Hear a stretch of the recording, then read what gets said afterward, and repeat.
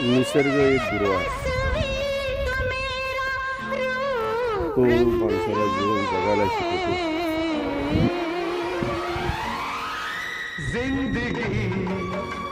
आपण त्याच्या सोबत राहतो हे फार मोठं.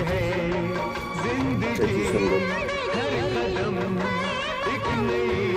ईश्वराच्या ठिकाणी आणि हे आपण निसर्गाकडून शिकायचं.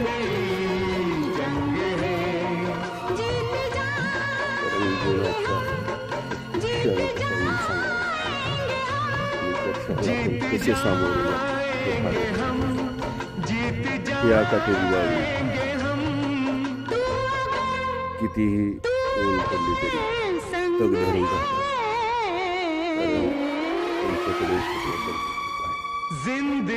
परिस्थिती कितीही बिकट असली तरी तुमचे पाय जमिनीवर असावेत आणि तुम्हाला त्या परिस्थितीशी लढा देत जगता आलं पाहिजे. हेच आपण या निसर्गाकडून शिकू शकतो. त्याचप्रमाणे सहारा कुणाचा घ्यायचा हेही निसर्गाकडून घेण्यासारखं आहे. लिंब आणि बाभूळ परस्पर विरोधी गुणधर्म असणाऱ्या वनस्पती जरी असल्या तरी त्या एकमेकांच्या सोबत आहेत. पहा ही निसर्गाची देण.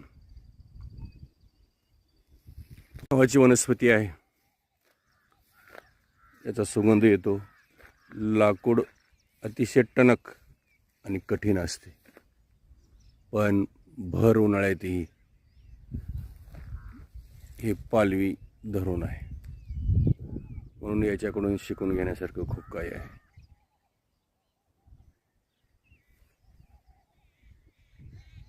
हे सुद्धा हिवराचे झाड आहे.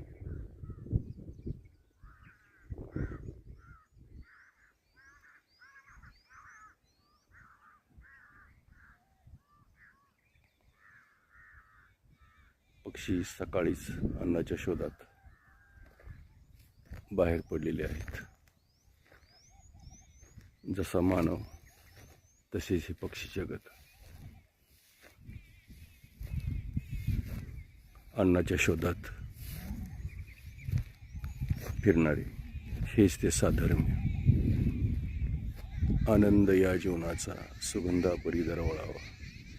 प्रत्येक क्षणाचा आपण या ठिकाणी चांगला उपभोग घेतला पाहिजे.